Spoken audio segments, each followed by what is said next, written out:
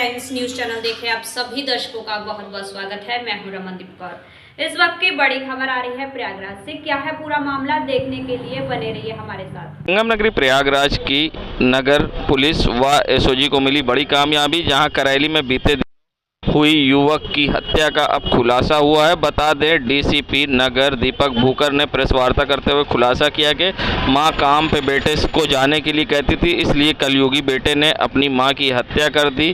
पहले वार किया और चोट लगने के बाद तकिए से दबा दिया और जिससे मौत हो गई, और साथ ही गुमराह भी पुलिस को करने के लिए कई काम किए। वहीं पुलिस को इस केस में खुलासा करने में ऑपरेशन दृष्टि का भी काफ़ी सहयोग मिला। 21 जुलाई को करेली में जो नया पुरवा है उसमें एक महिला की हत्या की सूचना मिली थी, जिसमें अभियोग पंजीकृत किया गया था।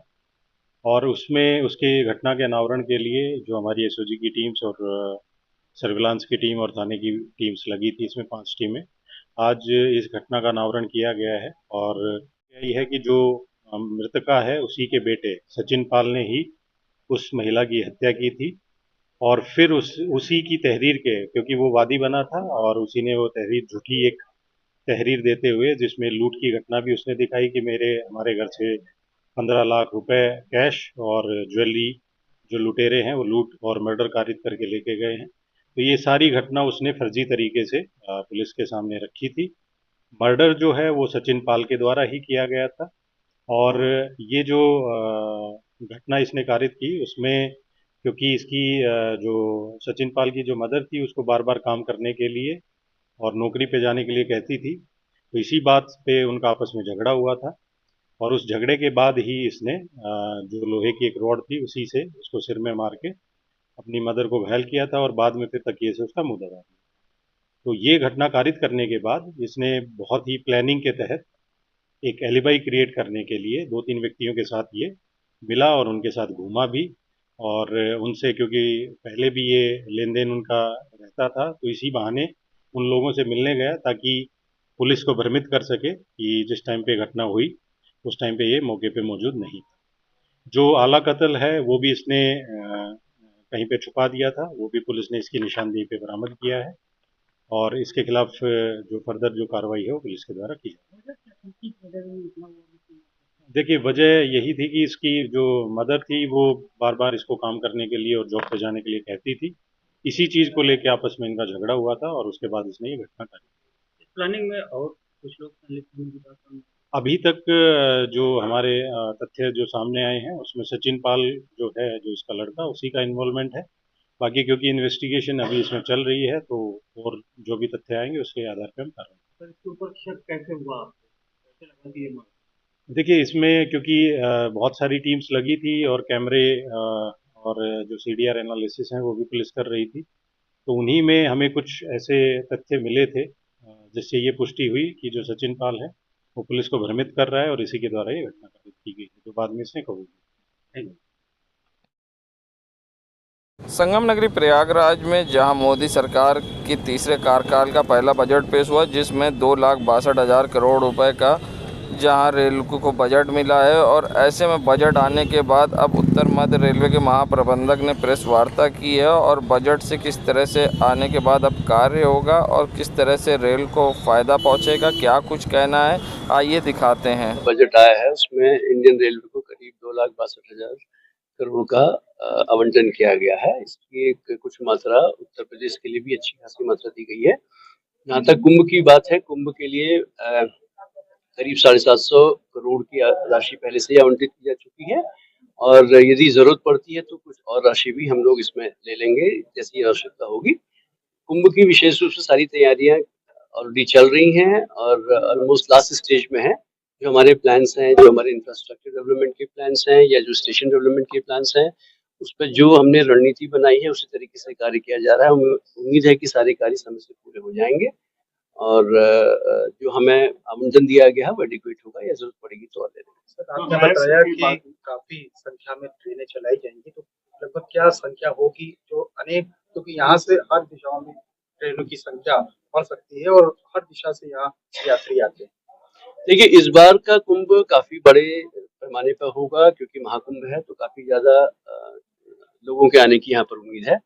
पिछले बार 2019 में करीब 600 एक्स्ट्रा ट्रेन चली थी इस पीरियड में। हम मानते हैं कि इस बार जो नंबर होगा काफी ज्यादा होगा उससे, जिससे कि जो आने जाने वाले लोग हैं उनको समय से ट्रेन मिल सके। हम लोग वो डिटेल प्लानिंग अभी कर रहे हैं कि कितनी ट्रेन चलाएंगे और उसके करस्पॉन्डिंग जो हमें रिक्वायरमेंट है कोचेस की और मेंटेनेंस फैसिलिटीज की और बाकी क्रू की, उसकी प्लानिंग अभी चल रही है। उसको हम जल्दी पूरा करके फिर आप लोगों को बताएंगे कि कितनी ट्रेन चलेंगी, नोटिफाई होंगी ट्रेन से। तो ट्रांसपोर्ट चीजें सुरक्षा को लेकर जो बहुत ही बड़ा चीज है कम को लेकर, उस पर क्या रणनीति आपने अपनाया और कैसे उसको एक्सक्यूट करेंगे? सुरक्षा तो सबसे इम्पोर्टेंट इशू है इस पूरे प्लानिंग में, तो उसके लिए विशेष रूप से हम लोग कंट्रोल रूम तैयार कर रहे हैं, सीसीटीवी कैमरा लगा रहे हैं और हमारा स्टेट से कोऑर्डिनेशन रहेगा लगातार, क्योंकि सुरक्षा संरक्षा के लिए स्टेट के साथ हमें मिलकर चलना होता है। तो एक कॉमन रणनीति के साथ इसमें आगे बढ़ेंगे और पिछली बार 2019 में जैसे सफल आयोजन किया गया था उससे भी अच्छा इंतजाम इस बार का होगा। सर, मौनी अमावस्या प्रमुख स्नान पर्व है, उसमें सबसे ज्यादा भीड़ आती है, तो क्राउड मैनेजमेंट को लेकर जैसे पिछले समय में चूक हुई थी, उसको लेकर किस तरीके की तैयारियां? देखिए ऐसा है, जो भी तैयारी की जा रही है वो मैक्सिमम क्राउड के हिसाब से ही की जा रही है। तो मौनी अमावस्या को ध्यान में रख के ही सारी व्यवस्थाएं की जा रही है। जो एडिशनल इंफ्रास्ट्रक्चर बनाया जा रहा है, पैसेंजर्स के होल्डिंग को कहाँ पर हम लोग उनको आश्रय देंगे, कहाँ पर बैठाएंगे, उसकी व्यवस्था की जा रही है। और जो सिक्योरिटी के बाकी इंतजाम है उसको मौनी अमावस्या की जो एक्सपेक्टेड भीड़ है उसके हिसाब से हम लोग तैयार कर रहे हैं। इसमें धीरे धीरे जैसे जैसे कार्यक्रम हमारे पूरे पूरे होते जाएंगे हम आपको बताएंगे, आपके माध्यम से लोगों को भी बताएंगे कि किस तरह की व्यवस्था की गई है। बट हमें विश्वास है कि इस बार का इंतजाम अच्छा रहेगा और बाकी क्रू की उसकी प्लानिंग अभी चल रही है। उसको हम जल्दी पूरा करके फिर आपको बताएंगे कि कितनी ट्रेन चलेंगी, नोटिफाई होंगी ट्रेन से। तो संगम नगरी प्रयागराज में जहां सावन के पहली बारिश सावन के तीसरे दिन से शुरू हुई है और जहां देर शाम से ही लगातार बारिश होना शुरू हो गई है, जिससे कि मौसम सुहाना तो हुआ है और लोगों को उमस भरी गर्मी से राहत भी मिली है। मगर दूसरी तरफ बात की जाए बारिश के साथ साथ नगर निगम के दावों की, तो वो नगर निगम के दावे कागज़ों में सीमित नज़र आ रहे हैं, क्योंकि जिस तरह से हल्की सी बारिश के बाद रीडर रोड पर जहां डिवाइडर के साइड पूरा पानी भर गया, निकासी की कोई जगह नहीं थी, तो वहीं दूसरी तरफ कोटा पारछा में भी जल भराव की समस्या हो गई। हल्की सी बारिश के बाद जहां जल भराव हुआ है शाम को और पूरी रात इसी तरह से बारिश होगी, तो आगे क्या होगा ये अब सोचने वाली बात है। मगर जिस तरह से नगर निगम की लापरवाही अब सामने आई है कि जगह जगह जल भराव हो रहा है, चाहे वो निरंजन का हो या फिर कहीं। संगम नगरी प्रयागराज कहने को तो स्मार्ट सिटी है, मगर हालात गांव से भी ख़राब हैं। आप देख सकते हैं किस तरह से सड़कों पर गंदगी का अंबार लगा है। ये नज़ारा किसी और का नहीं, शहर के करेली इलाके के वार्ड नंबर 99 जो कभी नट का कब्रिस्तान का इलाका कहलाता था, यहाँ का हालात आप देख सकते हैं किस तरह से यहाँ पर गंदगी के अंबार लगे हैं और सड़कों पर कूड़े, पॉलीथीन और पानी जमा है, जिससे संक्रमण फैलने की संभावना है। और साथ ही जिस तरह से गंदगी है उससे डेंगू भी पनप सकता है और यहाँ पर सबसे ज़्यादा लोग मच्छरों से भी परेशान है गंदगी के कारण। अब देखना होगा नगर निगम इस पर किस तरह से संज्ञान लेता है और क्या कुछ कहना है लोगों का इस पूरे मामले पर, आइए दिखाते हैं। और मैं आपके चैनल के माध्यम से वार्ड नंबर 99 करेली की एक समस्या को बताना चाहता हूँ।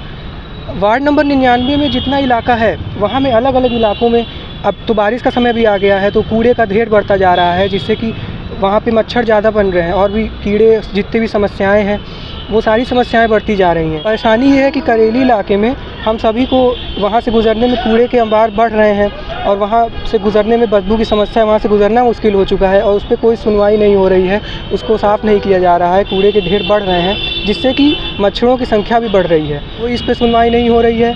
मैं नगर निगम से और हमारी व्यवस्था से, यहाँ इस जिला व्यवस्था से, प्रयागराज जिला व्यवस्था से ये आग्रह करना चाहता हूँ कि इन सब पर ध्यान दें और यहाँ के जो सभासद हैं उनमें थोड़ी ढिलाई है और उनमें थोड़ी शक्ति बरतें और कुछ आदेश के थ्रू इन सभी कचरों को और जितने भी नाले वगैरह हैं उन सबको क्लियर कराया जाए, जिससे कि भारत की सबसे बड़ी समस्या हमेशा से रही है डेंगू, वो ना फैलने पाए और हमारी जनता अगर स्वस्थ रहेगी तो सरकार आश्वस्त रहेगी। धन्यवाद। मेरा नाम शिवम श्रीवास्तव है।